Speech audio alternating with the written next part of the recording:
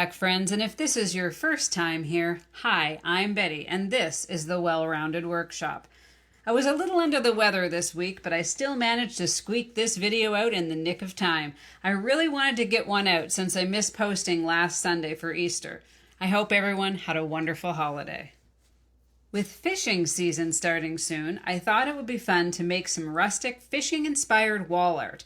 Today, I'm making 2 different fish pieces, and both of them are made from driftwood that I found on my local beach where we walk our dog, along with pallet boards and some other scraps I had laying around the shop. Here's a quick beachcomber video. What a beautiful night for a walk on the beach. Oh, look at this. That's cool.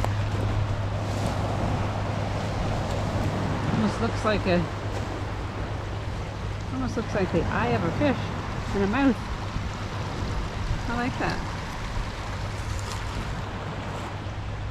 So we're just out at the beach, and I'm always looking around for wood.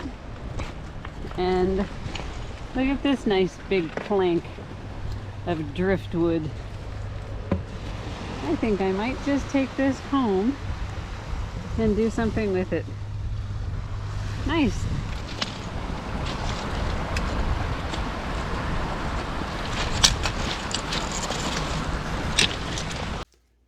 So this project cost me absolutely nothing, except my time. And as they say, time is money, so I guess technically this was pretty expensive. So let's hope these fish are worth it. All right, let's get started and see which one of these projects will be the catch of the day. For the first project, I think this one is going to be pretty simple. My plan is to take this long driftwood plank and attach this driftwood branch to it that I found at my local beach. And then I'm going to take some fish cutouts and put it down along that branch. I think in my head it sounds like a good idea. Let's start by cutting out the fish. As usual, I'm kind of winging it. I'm not even sure how many fish I'm going to end up using. I made 2 templates, a large one and a small, and I'm going to start by tracing them out, and I'll cut 4 small and 3 large. We'll start with that. So I'm just going to trace out this large one here, and then I'll get it over to my scroll saw and cut out the fish.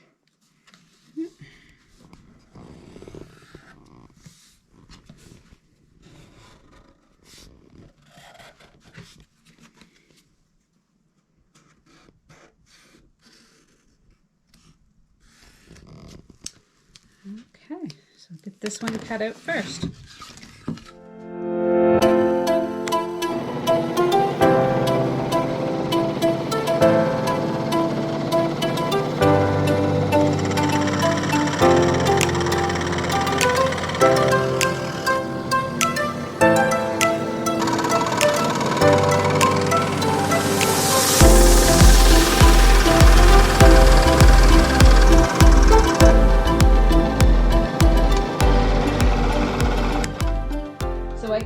My first large fish. But before I go any further, some of you may have noticed this little covered surprise behind me with this bow on it. Now today is a very important day here in the workshop. I'm proud to officially announce a brand new addition that's going to make life around here a whole lot easier. After months of research, development, and a budget of roughly $12, we are officially launching Betty's engineering department. All right.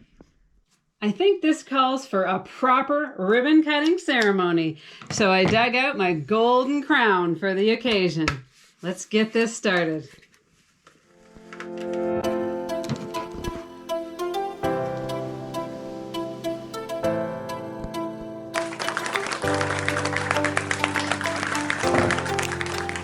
Drum roll, please.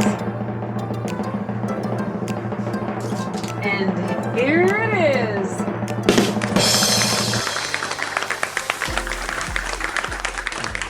Now you may be wondering what this is. Sometimes during a build, I need multiple identical pieces, or I've already shown you how to cut something once or twice. And instead of boring you with the same cuts over and over again, prime example, I need 6 more of these, I can now submit a request to engineering. With just the push of this button, highly trained professionals in the Betty's engineering department will take care of the rest. So shall we give it a try? I think so. Engineering, I'm going to need 2 more large fish cutouts and 4 small ones, please and thank you. All right, I guess now we wait. This is either going to be really amazing or very awkward. Well, I'll be darned. Would you look at this? 6 perfectly cut and sanded fish. Okay, I'll admit it. I was not expecting it to actually work that well. I don't know who's running engineering today, but I'm impressed. Thank you, engineering. Everything was perfect. You can take this back now. All right, I guess I should get back to my project. Well, that definitely helped with the time constraints this week. I told you the first one was going to be pretty simple, and I wasn't kidding. So I'm going to get this branch attached with some 18 gauge brads and drill a couple holes for my rope hanger.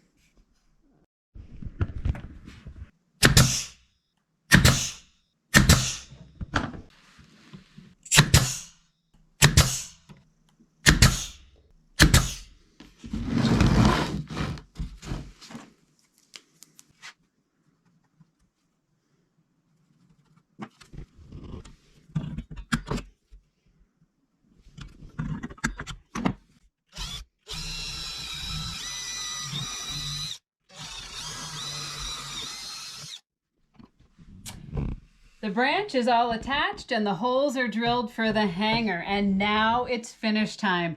I need to figure out if I'm staining or painting, and I got to attach my fish, which you will get to see in the final reveal. Now on to project number 2. Okay, so for project number 2, I created this very rough stencil of a fish. So basically what I need to do is get some pallet boards and figure out how I'm going to position my pallet boards so I can trace this fish out. Next, I'm going to cut out my fish and select my boards.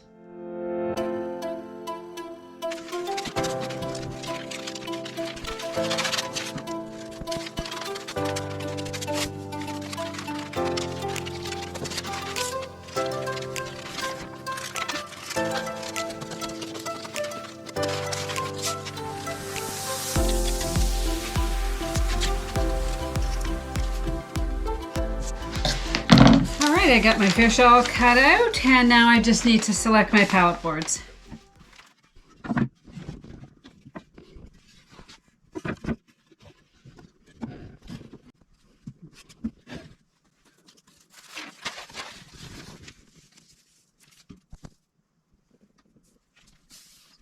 So after finagling with my pieces, I think I finally decided on the arrangement that I like. I have a different idea for these upper fins, so I'm going to cut these off.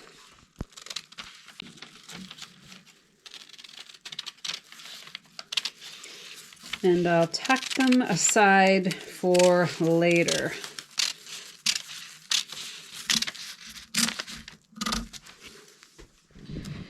So now I'm going to trace out my fish. Paper stencils again, not the greatest, but that's okay. That's what I got.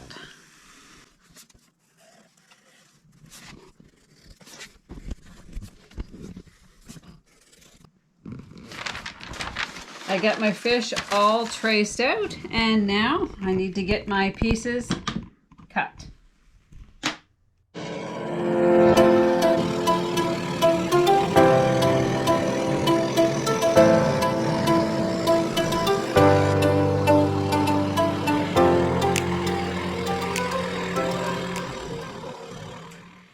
So now that I have the first piece of my fish cut out, I'm really considering hitting that button again.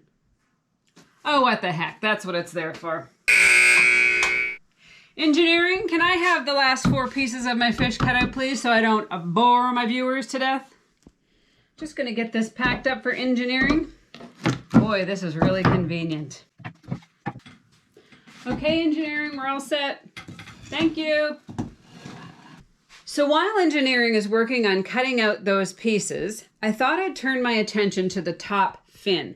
You may remember that I cut that piece out, and the reason I did that is because I intended to use a piece of scrap metal. So I was digging around in Chuck's things, and I came across an old rusty handsaw, and I figured he didn't need it anymore, but that's just between you and me. So I'm going to go ahead, and I'm going to place it on top of that saw, and I'm going to trace it out. And then I can cut it out. How I'm going to cut it out, I'm not exactly sure yet, but one step at a time. So I'm going to tape it this time. Just makes it a little easier.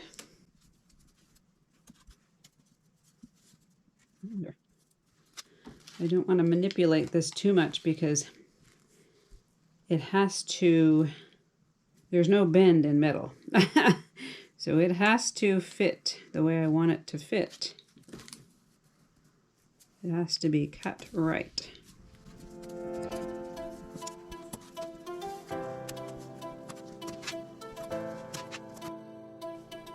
I'm going to make sure that I leave at least 1/2 inch on the bottom side because I want it to overlap onto that top part of the fish so I can screw it in.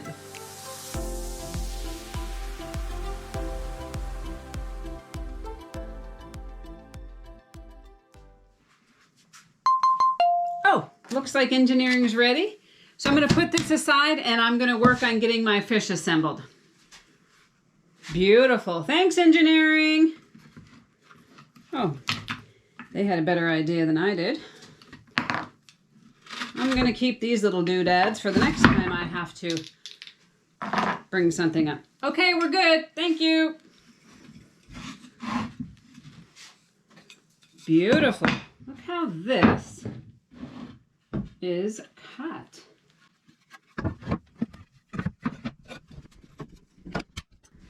That is going to work out perfect. Okay, so I'm going to get some strapping cut for the back. I'm going to get this assembled and sanded, and then I'll work on the top fin. I got a couple pallet boards I'm going to use for strapping to attach these. I'm going to end up putting them underneath on the bottom in a place that's going to basically hit all pieces of my fish. So I think that's going to work. I'm just going to mark a quick line here, and I'll just mark this where it is starting and get those cut out.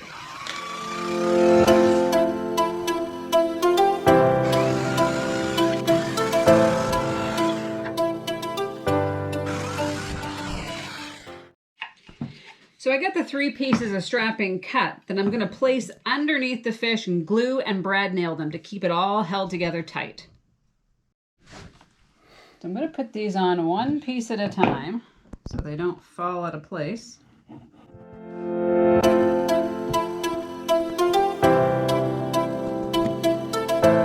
So just a quick story while I'm assembling my fish. When I was a young teenager visiting my aunt in Nova Scotia, her neighbor, a farmer, had a stocked fishing pond down at the back of his property. My sister and I asked if we could go fishing, and he told us it was the end of the season, the pond was pretty much fished out and closed. But we could give it a try, and if we caught anything, we could keep it at no charge. So we headed down with an old beat-up fishing rod my aunt had and a can of corn niblets because there was no way we were putting worms on a hook. First cast, I get a bite. I haul it in, and it's a good-sized trout. We were screaming and giggling like schoolgirls, like we were. And he came running down to see what all the commotion was about. He was shocked. He said, "I told you you could keep anything you caught, but that might be the biggest trout out of this pond all year." He asked if we could bring it up so he could weigh and measure it. So we went back down, second cast, another bite, and this one was even bigger. I took it up to the house, knocked on the door, and said, "If you wanted to measure the first one, you're really going to want to see this one." The pond was re-officially closed shortly after that, but what a way to end my trip. I felt like a total fishing champion.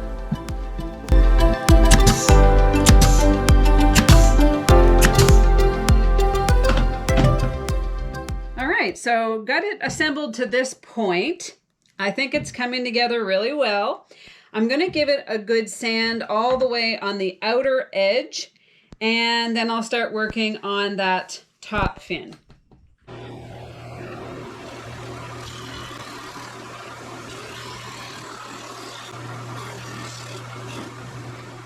The fish is all sanded down, and wow, it is looking good. Now it's time to start thinking about that top fin again. And I'll tell you, I'm not feeling very comfortable using the mini grinder to cut this out, so I really have no choice. I'm going to have to go to engineering for this one.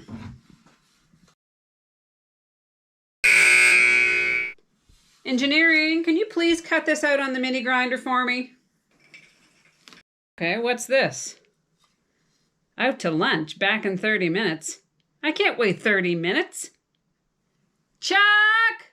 Chuck did a great job cutting out this piece of metal for me. He even pre-drilled the holes. Thanks, Chuck.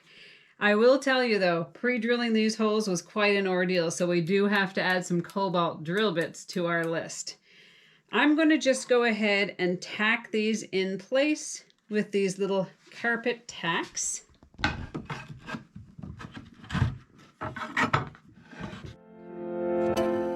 I remember deep sea fishing in Prince Edward Island one year. We cooked our catch right on a Coleman stove and got quite the haul. Chuck was cooking the cod while I prepped the salads, and that's when the worms started slithering out. Thankfully, they turn beige when cooked. Makes it a whole lot easier to pick out of a nice white fish. All nailed into place, and that top fin looks great. Now, you may remember this piece of driftwood that I found on the beach. Looks like a fish eye and a mouth. So my intention was to brad nail this right about here to look like the fish eye. And I also found this piece of driftwood, and I thought, kind of looks like a fin.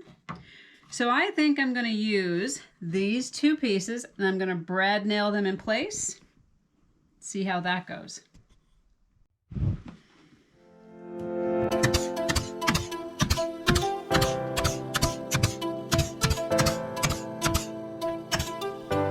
And look at this fish. It looks so awesome. And you know what time it is? It's finish time. So I'm going to see you back in the final reveal. And here they are, my two handcrafted, rustic, fish-inspired wall art pieces, all made from old, reclaimed wood. I'm really surprised at how well they turned out. Honestly, even better than I expected. For the first project, I stained the driftwood plank dark walnut and the branch natural, painted the fish white and sanded them to give them a rustic look. And for the second project, I just used watered down acrylic white and blue paint and the natural stain. I think these would make a great gift for the fisherman or fisherwoman in your life. The first piece would be perfect for a long, narrow wall that needs a little pizzazz. And the second one, well, I say that one's earned a spot over the fireplace in any cozy cottage or lakefront cabin. Well, that's a wrap on the fish-inspired art projects. It was quite a week, feeling under the weather to creating two beautiful projects to launching Betty's engineering department. If you liked this video, please consider subscribing and giving it a thumbs up. And if there's something you'd like to see me build, please let me know in the comments. Until then, keep your bait fresh, your rods ready, and when you get a little nibble, give it a little tug. And remember, give a man a fish, you feed him for a day. Teach a man to fish, and he'll be too busy holding his rod to remember he was even hungry. Bye for now.